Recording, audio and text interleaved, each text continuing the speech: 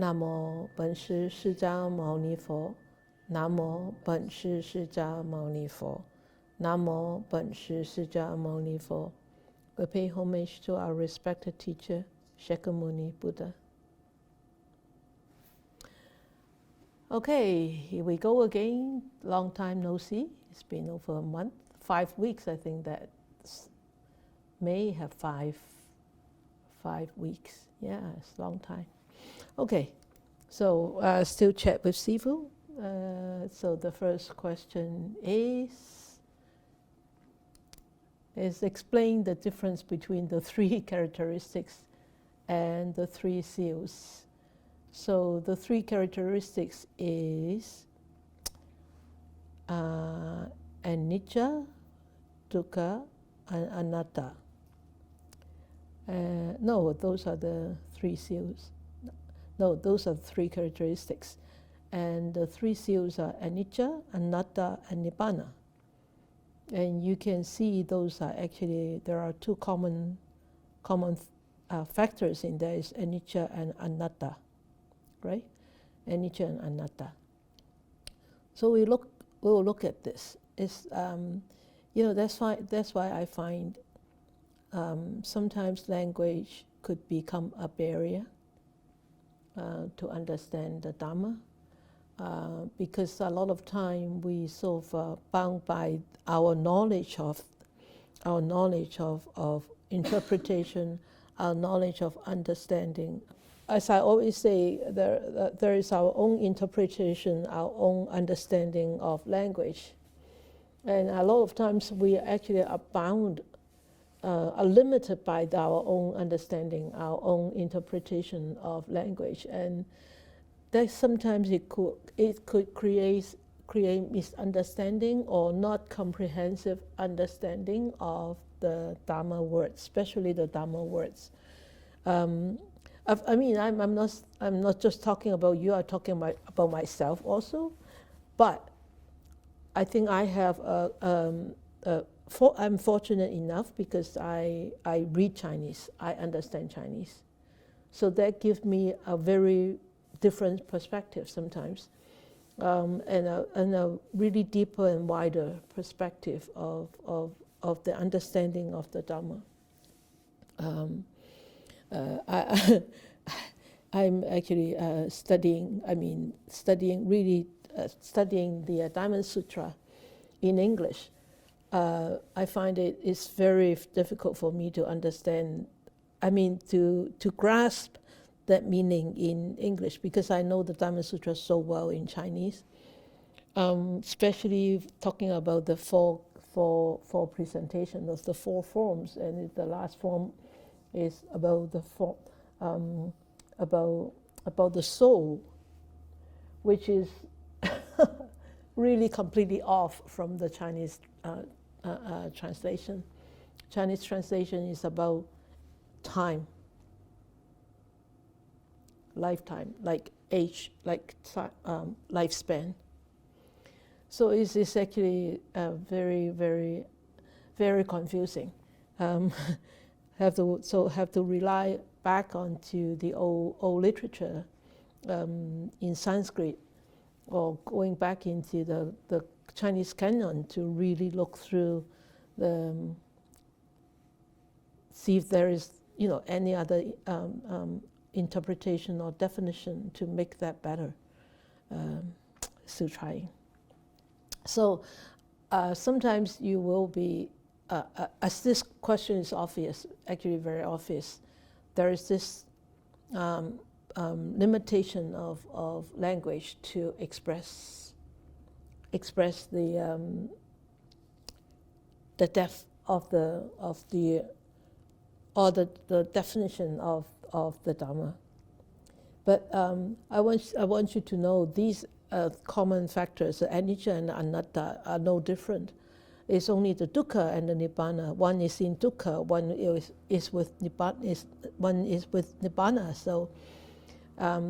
So when we talk about the 3 characteristics, of course, sorry, I got all. Did you get it right? No, I can't do it. Okay, never mind. I got it all out. But anyway, So remember, in the literature, it says the Dharma seals are the first three: the impermanence, the non-self, the nibbana.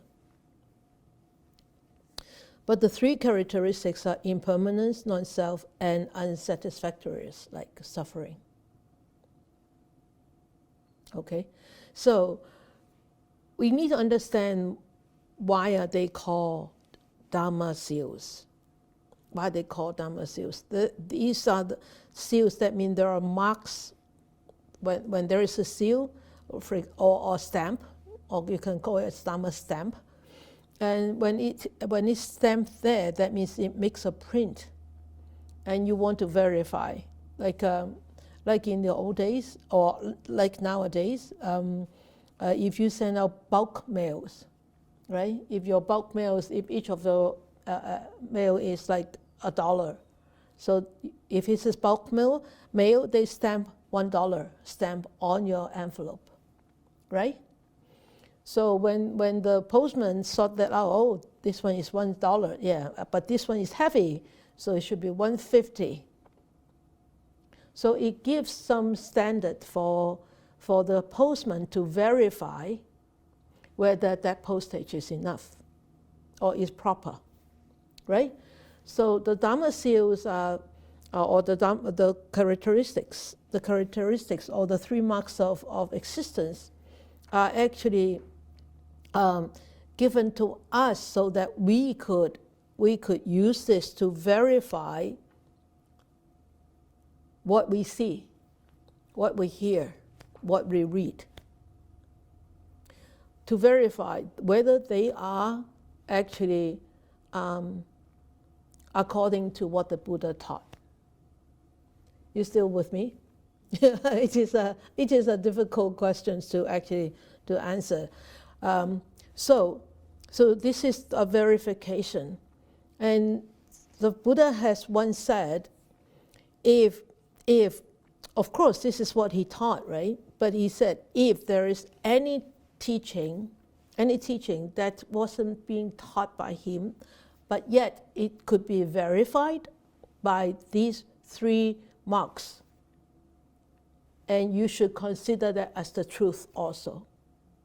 Okay, so that is the three marks of existence are really the first three the characteristics. Okay, so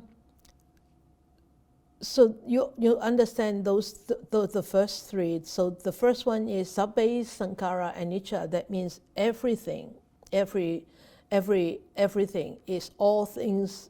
Sankhara, you can actually interpret it as all things, all phenomena are impermanent, are fleeting, in the fleeting mode of change, constant state of flux. So as human life, this human life actually embodies this flux also when we were born till the day we die. So we actually embody this flux of changes in everyday life, right? Not just everyday life, it's actually every second and every moment to moment. So in this process and this cycle of, and also after we die, we said that there are past lives, there is this present life, and there will be future lives. So there is this cycles of life and rebirth. Okay. So in here, and we actually and we see that throughout this our own life, we see that with our own body, things arise. I mean, my hair grows, and then I shaved it off, or with you getting old, it falls off, right? So it falls off. Sometimes it grows back, but very little, and then it falls off. So that tells us that is a cycle of change. So this is actually applicable to us human beings, or to all beings, and also their environments, the living environments. Okay, so And impermanence actually include not just in the human world, it's also in the diva world, up in the heavenly beings too. And also in the hell's realm, okay? So hell's realm, you know, is called Naraka realm, okay? The diva world and the hell's world, hell's realm. And that is understandable. If the diva world is permanent, or if the hell's realm is permanent, then that means they have no hope. The hell's realm have no hope to be reborn in higher beings. And the diva's world would be constantly like in the diva worlds, and they will have no hope to come back as a human being to learn the Dharma, right? There's no hope for them. So that is why they are also subjected to impermanence, okay? So, but of course, when you look at impermanent to Nibbana, Nibbana is totally different. Nibbana is reality that is actually not anicca, it's nicca. So you know that in Pali, anything with an A before, that is negative, right? And so Nibbana is nicca, so Nibbana is permanent. But we talk about that, it's not eternal. I don't want to use the word eternal because actually Eva asked me a question about eternity, about eternal, and I said it's really not eternal. It's actually permanent, and if you have the Paranibbana Sutra at home, you can actually read about that. In the Paranibbana Sutra, Dai Bo Li Pun Ging, it actually talk about Nibbana being permanent. We read about that, I think yesterday or the day before, can't remember that. But anyway, yeah. So this is actually quite contrast, because Nibbana actually is not subjected to change, decay, nor death. All right, but yet we are. So that is the first mark of existence, impermanence. And the second mark of existence is this non-self, or some people like to call it no-self. I rather call it anatta. Anatta. So in the Pali terms, it's called sabbe dhamma anatta. That means all dhamma is really, there is no inherent self there. That means there is nothing in there that is non-changing, that is permanent. So in human beings, human beings, and also in inanimate beings, they still have inanimates, they are still subjected to this mark of existence, because what is the self of this stick? You know, is the wood the self? Is the plastic the self? Is the paint the self? Or what? No, it's a combination. Remember when we talk about the Heart Sutra, Sunatta, right? It's a conditions, and it's indivisible. Indivisible? Indivisible, yeah, indivisible. It cannot be divided sometimes. So this non-self refers to really this doctrine of no self. That means no unchanging permanent self or in the Western language they always like to use soul. I don't like that. I prefer the self, because why self is so important to understand about this self, because of our attachment to this self. That's why there are so much sufferings created from that attachment. So if this is a non-self mark, the non-self mark being the truth, that means there is a possibility that I will actually attain this non-self state. And that is optimistic, right? So, so for us, when you talk about a soul, then there is this soul, that there is this kind of eternity thing in there, which I still cannot grasp. You know, how can that be compared to a self? You know, maybe when I have more wisdom, I will understand that better. Okay, so the third seal is called Nibbana. So we all know Nibbana is really beyond our imagination, beyond our comprehension, beyond our understanding. It's not something that you can grasp by studying, you can grasp by thinking about it, you can grasp by reading about it. No, you can only get it when this wisdom and virtues and merits are all in perfected state. Then you reach to that Nibbana state. And also total eradications of all defilements, whether they are the kilesa defilements, the sleeping defilements, or other defilements.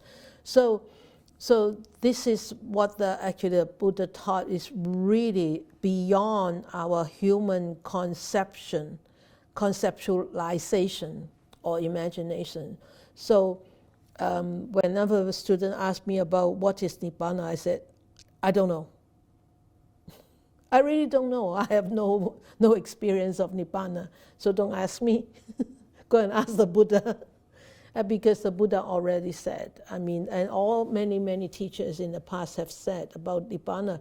So you want to know about Nibbana, you can read thousands of articles about Nibbana, but those are all hearsay. Yeah, and I think the most actually practical way is really come back and practice yourself. When you in your deep meditation, the mind so composed and unified, and there is really no one thought in there, and there is no reactive behavior, and even though things start to arise from the deeper part of the mind, you can still maintain that kind of equanimity. At that moment, you can say that, you know, you actually have a little bit of glimpse of really real peace and quietude. And I can remember exactly how he put it.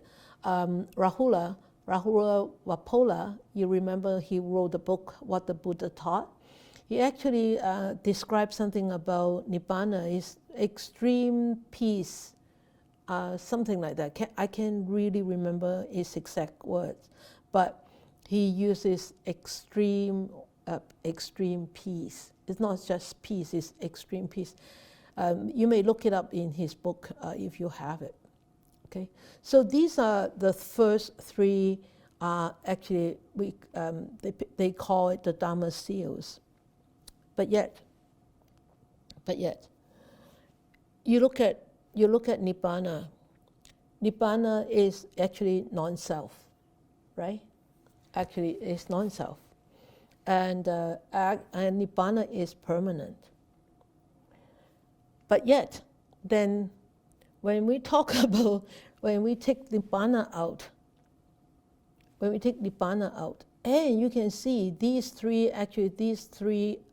the last one, including the fourth one, actually describe the nature of existence, right? And Nibbana is extreme peace, and there is no suffering in there. So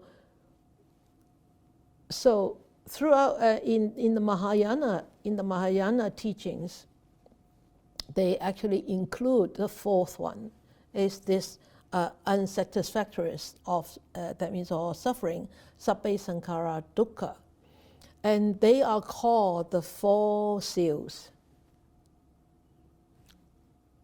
four Dharma seals, rather than the three Dharma seals. So the fourth one is the last one, the suffering part. So all all phenomena, all things are actually, including the physical and the mental, all sufferings and dissatisfaction, because following rebirth, following or birth, following aging, and following sickness and dying is suffering. It brings on a lot of sufferings, and who likes it? Nobody likes it, right? So it's actually a lot of dissatisfaction in there.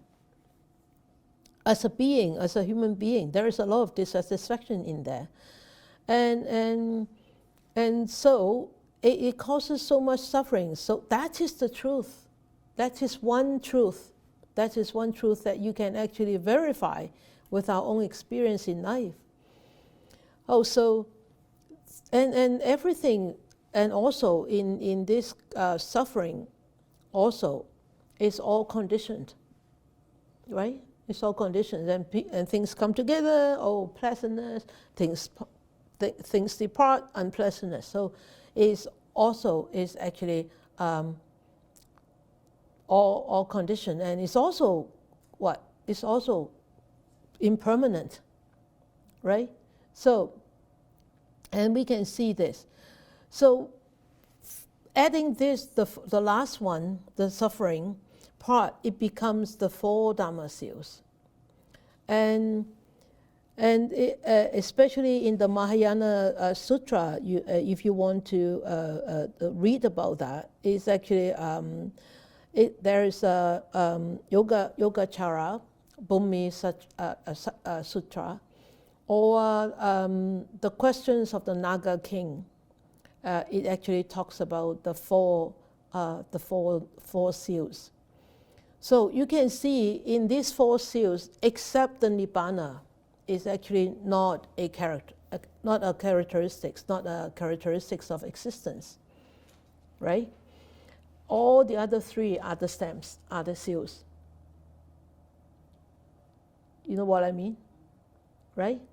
Nibbana is actually an attainment. So that's. I don't know whether you can get the difference now. You understand a little bit more about this now. Okay? Yes.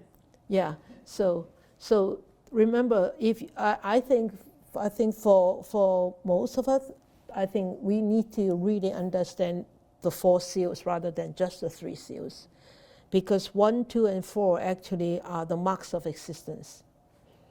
But yet, Nibbana is the attainment of transcendence from these marks. Right? Okay? For the time being.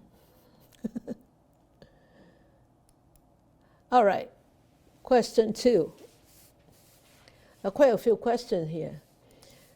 This question is that if one begins to recognize conducive conditions leading to more calming meditation sit, that is, time of day, space, location, alone or in a group, is it better to continue with the routine, or is it better to sometimes modify conditions, allowing the mind to stretch and learn calmness in other conditions as well?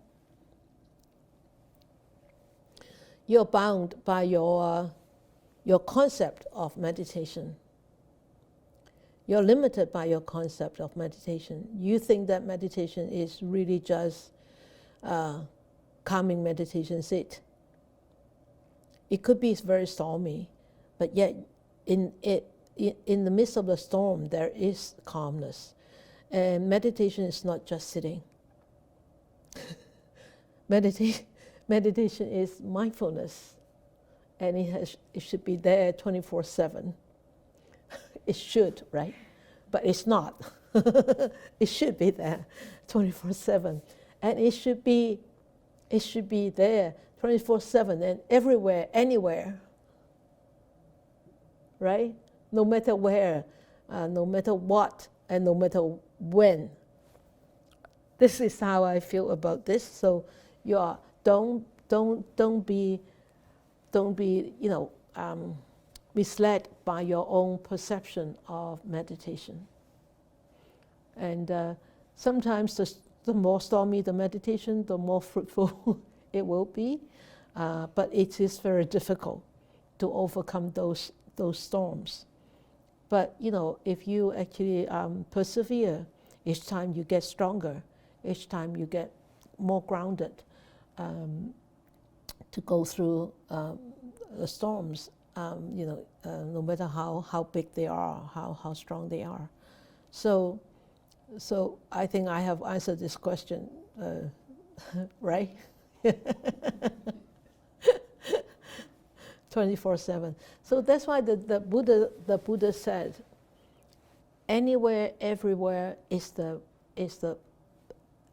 a suitable place. It's the best place to practice. Anywhere, everywhere, anytime, every time, all the time. All right? So break away from those perceptions. Yeah. So that is a quick question. Easy question. So the third question is, there are light and flower, incense and water offerings on the altar. And my understanding is that they are there 24/7 except for the water offering, which is removed in the afternoon. If that is true, why is it?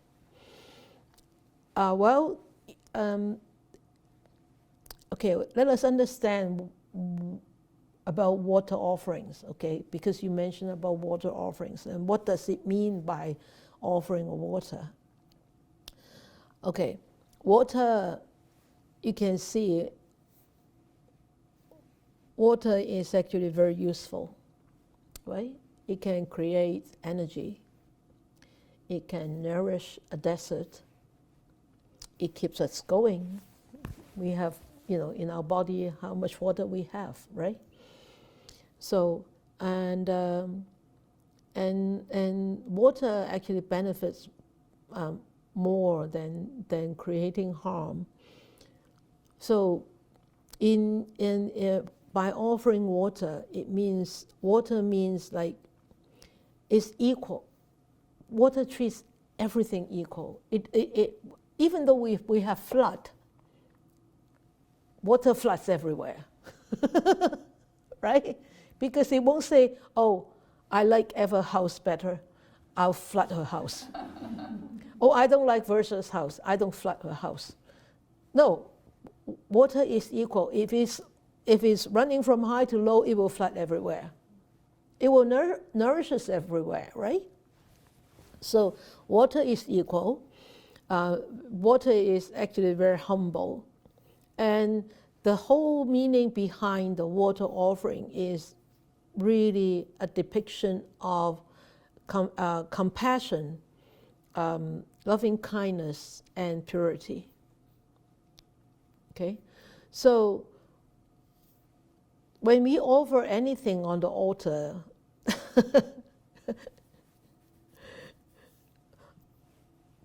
the Buddha and the Bodhisattva won't eat our fruits, won't drink our water, right? They don't come out and grab it and then have a bite and put it back for you, right? No, they don't need it. It's for us to practice. For us to practice. And we look through the water and we see, oh, look at the water. Water is so clean and it nourishes and it's equal. It treats everything equally. Oh, so I need to learn from water. And water is pure. You can see, except if there is dirt in there. If there is dirt there, it becomes murky water. So it's not water. It's not the offering water, right? So murky water, colored water, polluted water, sandy water, they all have something in front of the water. So it doesn't make it a water for offering because it's not clean.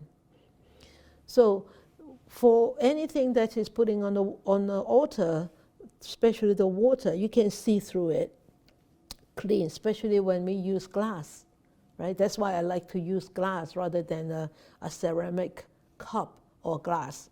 Because with glass, you see through the water and you can penetrate through that purity. It allows you to actually see through. And this is how we actually should practice, to attain through our practice is purity of the mind. So purity of the mind, and then develop that equanimity, that water treats everything equal. That means equanimity is very balanced, very embracing, very considerate. And so when we actually cultivate equanimity, and we develop strength in embracing differences, right? That means when we are able to embrace, that means we are less arrogant, right? When we are arrogant, we won't be able to embrace. Especially when we are so arrogant that we become so stubborn that it's impossible to embrace. Impossible. So, for example, you have a way of doing things like this, and others have a way of doing things like this, and maybe one day during the exchange, why? Oh, I do it like this. Oh, I do it like this. If you want to do it like this, you do it. You see, that is lack of equanimity, and that is also a sign of arrogance, because I like to do it this way. If you want to do it your way, forget it. I'm not going to do it. So that we need, that is actually, when you look at the water, when we offer water, don't just put a glass of water on the altar and that's it. Water actually gives us a great lesson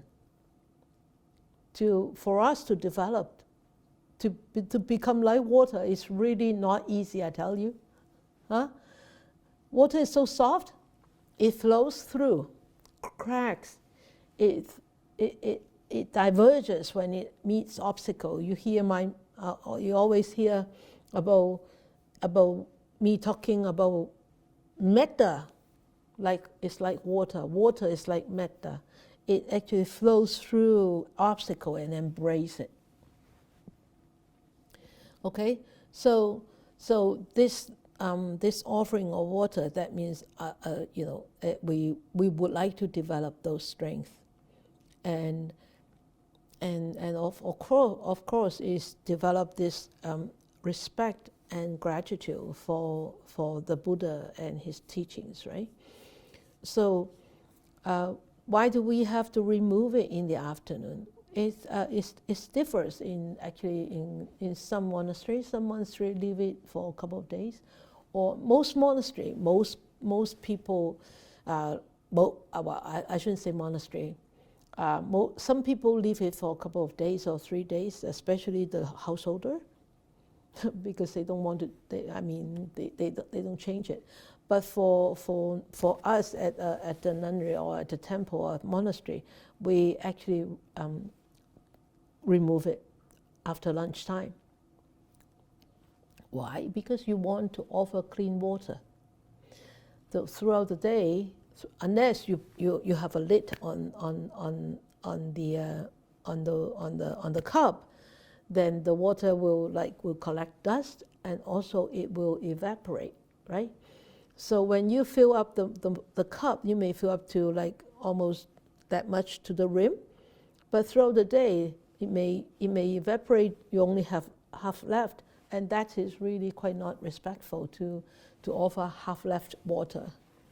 So that's why we remove it, and also because water is considered as nourishment for our body too, and for monastics, a lot of monastics actually still abide by the law, by the rule of not eating at after lunch. So that's why we also remove water in that way, in that sense. So offering water being taught in the sutra, especially the Amitabha Sutra, it talks about the 8 meritorious 8功德水, the 8 meritorious or 8 virtues, 8 virtues of water. or 8 merits of offering water. So, so the first one is because it's pure, right? It's like morality and keeping good sila. And the second one is because it presents as, it seems that the water is tasteless, but when you have good water, you taste it, it's sweet. So sweetness, it's the best taste. Okay, and then and water is, even though it's actually light, but it could be very strong and powerful. Like a drop of rain, very light. But with so much rain coming together, it could be very strong and powerful, right? So that means that water, that is actually a depiction of us being able to be strong and powerful in the way of Dharma practice. Okay, and then it's soothing, right? Soothing, because during a hot day, if you take a cold shower, it feels so nice, like, right? And also, its clarity means our mind is clear and bright, right? And also, it can clean out all pollutants, okay? Because you can clean it out and remove all the dust and all the smell. And also, if we drink water, if we used to drink water, it soothes our throat, it soothes our vocal cord. And so when we talk, and when we speak, and when we teach the Dharma, we'll teach with a good voice, right? And harmonious speech. And then the last one is it nourishes the body, so it gives you health and free of sickness. It's difficult, you want to remember I know. Okay, so that's an 8, 8 八功德水, the 8 virtues or 8 merits of water. Okay, so that's the third question. Got it? Good. All right. The fourth one, it said, is crying useful or not useful when dealing with emotions, both happy emotions and sad emotions? Although it is a natural process, some cry more than others. Can you please comment on tears? It's not like, it's like psychology. It's psychology more. Well, the Buddha is the greatest psychologist. Crying.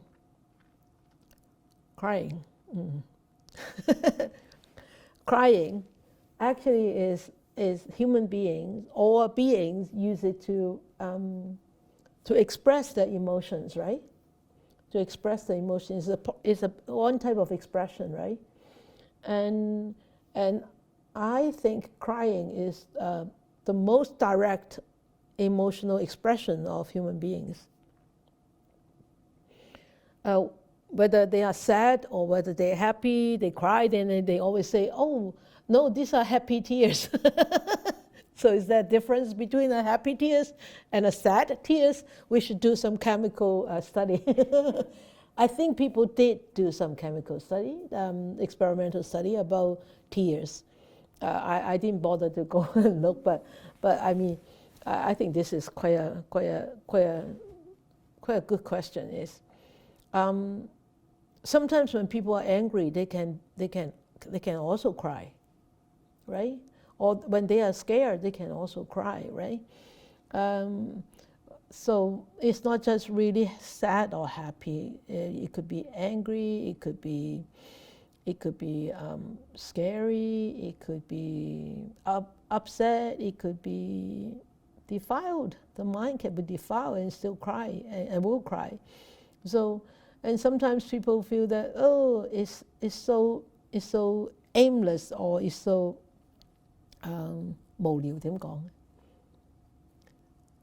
無聊嘅英文點講啊 ？Titania， 無聊英文點講？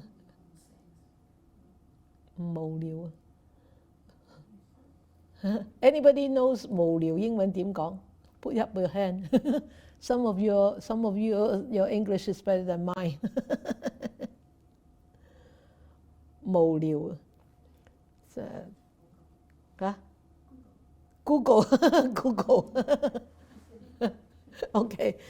Sometimes people feel like aimless or nothing to do, is boring.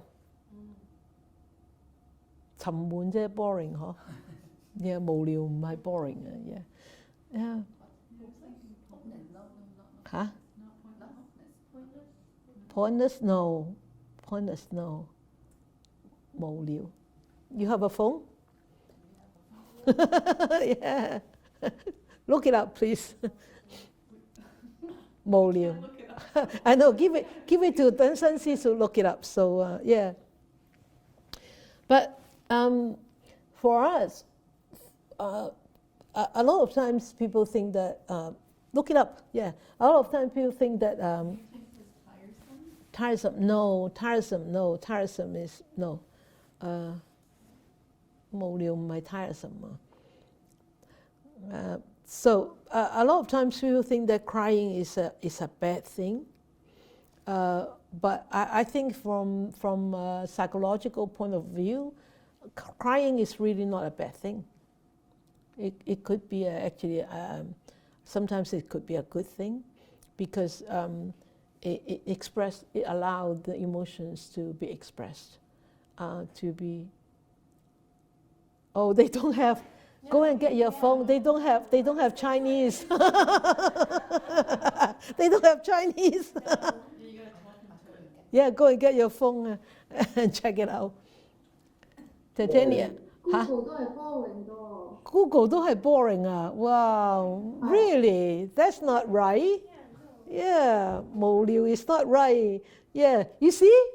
That's the beauty of Chinese language. Sorry. Yeah, they all said boring. Google said boring. Anyway. Sorry, Versha, you don't have Chinese on your phone. We asked an English-speaking person to allow us to use their phone to look for a Chinese word. Sorry, I see what that. Okay, so actually I think I have read somewhere some time ago that actually talking about crying is actually from humdrum. What is that word? Boring. Oh. Dull. Lifeless, mundane. Okay. Dull, lifeless, mundane. All add together. Boring. I think boring is part of 無聊. Monotonous. Monotonous. What does it mean? Boring. Boring.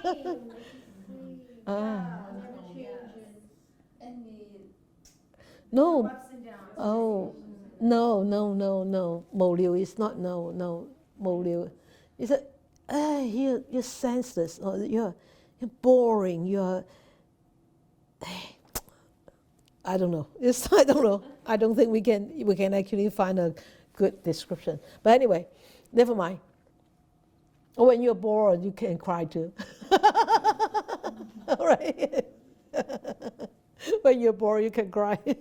So, I think a lot of times we have a misconception about crying is weak.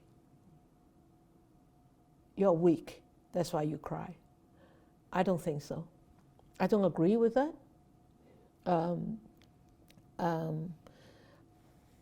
Actually, I think crying I think I read somewhere some long time ago is about crying is it's sort of like a self-protective mode,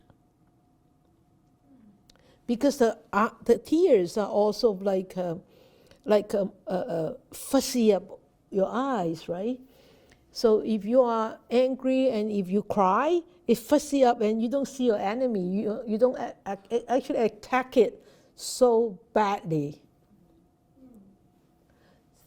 I think I can't remember where I saw it, but anyway, and sometimes people, people think that crying is weak.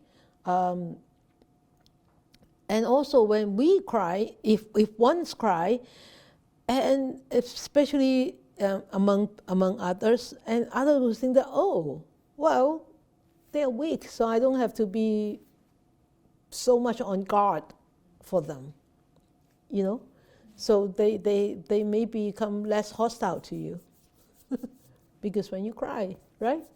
So crying, is it really useful when dealing with emotions? It's an expression, okay? I feel that sometimes you need to cry to decompress, de-stress, but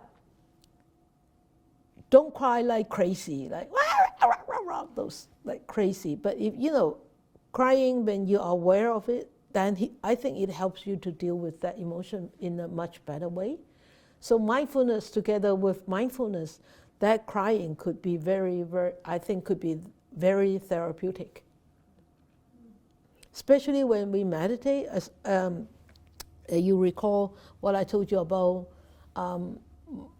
during my long course when I frivolous. What is frivolous? Boring. No, Not unneeded. Yeah. Unnecessary. Yeah. And unimportant. Yeah, something like that. Frivolous. KS. Frivolous. Plus boring. Plus humdrum. Plus monotonous. Everything, okay? Frivolous. Learn a new word today. Huh? Good job, KS. Good job, KS. Good job. Oh, Claudio, tedious. No, repetitious. Lacking in. That is boring. Claudio, that is boring.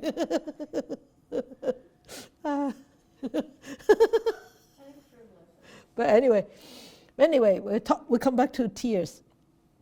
So you remember when I talked to you about my experience in my long course? One day I was like very agitated. Not very agitated. I was agitated. I was really, I so agitated, irritated. But I didn't respond to it. I just observe it. A lot of agitation, a lot of irritation, and it's difficult to maintain, really sit for longer than 1 hour or 1.5 hours for a couple of days like that. And then the third day, as soon as I sat down in the afternoon meditation, 1 o'clock, I was in the cell, and blah, blah, blah, blah, blah, blah, blah, cry. And all the tears come. Like the river, like really turn on the tap. Cry. Then I felt my tears. I felt all the warmth and the wetness, and I was mindful. Wow, tears. Ooh, cry. I haven't cried for long time like that. And all of a sudden, this whole vision of my mom just passed like flick of moments. This is too long already, just like that. And this memory of my mom when I was younger. When I was very young, I think I was 5 years old or 6 years old. I still remember that. Oh, then I knew that was the grief of my mom, which I haven't dealt with when she passed away. When she died, I did not deal with it and being suppressed, and only when I actually started to really meditate, and it started to surface, and eventually really surfaced and ended up in that crying. And of course I was in a meditation cell, and that I just allowed the tears to continue his own pace and his own path. Then I just observed, and in no time it just stops. It stopped, but next day it came back again, and next day he came back again, but every day it came back less and less. But I thought I had dealt with that. But next year I went to another long course again. No, haven't dealt with it completely. It came up again. And I think 3 years, 3 years consecutive. 3 years I went to long courses, and 3 years. And the third year, something came up. I no tears, but there's this kind of sadness in my feeling, in my emotion. And I knew it was the remnants of the grief. And after that, whenever I talk about my mom, no more tears came. No more tears came. But before that, every time I talk about my mom, all the time I would cry. You know, I was have tears. And remember that once I talk about my mom during the Dharma sharing, I couldn't stop crying. Remember that? That was long time ago. Oh, you see, even I cry, you didn't remember. Can't remember, yeah. That was my birthday, I remember. I wrote a poem, remember? No, you don't remember. You don't remember a poem? That was such a good poem. Yeah, it was a very good poem. But anyway, so I think crying is actually one of the way that humans express their emotions. And I don't think we should actually suppress it, nor encourage it to express in a wild way, but just allow it to actually express itself, but be mindful of it. Be mindful of all the sensations that come with crying. Because when you cry, there will be sensations in the physical body. If it is a crying of happiness, then you will have different kind of sensation. If it is a crying of sadness or grief, and it will be different kind of sensation. So you can use that as a meditation tool, rather than as a mundane thing to look at, right? And so. But in the Buddhist world, it's actually very, very, very common to actually, when you read something very touching, especially me, when I will see this year whether it will happen again. Every time I read I told you before, every time I read the Parinibbana Sutta, Mahaparinibbana Sutta, towards the end, when the Buddha went into Nibbana, the tears would just roll down on my face wherever I am. I've read that sutta before, and in the past 2 summer retreat we have read that, and it happened the same. And so this summer we are now reading that sutta again. So we will see, because that is very common. Why? Because it actually bring alive your gratitude. Also bring alive your compassion. It could be for yourself to begin with, and then throughout the training, hopefully you will actually be strong enough to, your compassion will be strong enough to actually to help others, you know. So it is actually very, very common I've heard about people crying when they just went into a praying hall, or hear some chanting, or read some sutra and all that. So yeah, it's actually very common. It brings to life whatever memories that you have stored from the past, and it brings alive. So that could result in such emotions. But whatever no matter what's the reason for that crying, remember, don't allow it to go wild. Okay? Always be mindful of it. Answer questions? Good? All right. And tears, go and look it up. Chemical components of happy tears, chemical components of sad tears. Or you could do an experiment. Water has memories, right? You could do an experiment when you're sad. If you cry, get a dropper and get that tears, and put it with a uncooked rice. Put it there. Soak the rice with your sad tears, and when you are happy, get a dropper, get those happy tears, and put it in the rice and mark it, and put it there, and see what happens with the rice. Remember that water, whatever. Yeah. Yeah. Well, the whole movie was What the Bleep Do We Know? Yeah. What the blip? What the bleep do we know? What the blip do we know? Crystals change. Yeah, the crystal changes. Dr. Imoki or whatever. Can't remember his name, Japanese name. Yeah, so that's it for tonight. Oh, Titania asked, how's the graduation ceremony at the prison? Did the seventh guy? Did the seventh student show up? He did show up. He did show up. You have the picture? Can you show the thank you card? Oh. I have to show it from here. Okay, yeah. Yeah, it went really well. It was great, and they all came on time with a feedback form, and the seventh guy showed up, although he didn't come for the one-day meditation. I don't think he can make it through the one-day meditation because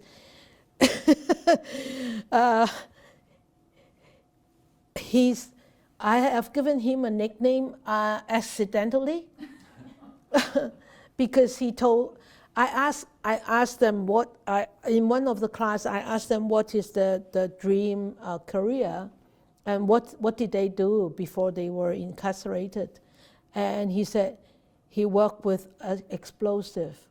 He worked in explosions career, and I said no wonder why you're so explosive. He is very explosive. He's always constantly like fidgeting, and he's the youngest guy, and I said, oh, no wonder why you're so explosive. And he was so happy about that explosive nickname, and he talked about it for just 7 days. And so yesterday, Eva gave them a homework, a classwork, and asked them to think about this 9 weeks. What, in 3 years' time, what would they remember about these 9 weeks? And you know what this explosive guy said? I will remember I'm called explosive by Sister Jessie. So he was so happy he got a certificate. Yeah, that is the gift that they gave us, blow it up into speaker mode. Just blow it up. You have to drag it through. No, you have to drag. Oh, you have to drag it so that they. Do you want to see it bigger? Can they see it? Yeah. Oh. That's That's what they give us. They made a card, and inside they all wrote little passages. And one guy said it was a really life-changing experience, and he said I will be very mindful and keep practicing. And he said deep gratitude from me and my family for these wonderful teachings, right? It was great. Yeah, there was the second, there was the second youngest guy said, no, third youngest guy said, oh, the meditation has given me a chance to deal with my depression, and I'm more confident now. So yeah, so it went really well, yeah, and so 100% attendance. yeah, 100% attendance for 9 weeks. Wow. Yeah, we really have to say that to Campbell. Amazing. Yeah, it never had happened like that. So they said they wish it would be longer. It would be a longer course, but I think 9 weeks is just great. It's just good. It's really good because the first session is meditation, and then the second session we talk about the 8 mindful steps to happiness. That means the 8 noble path.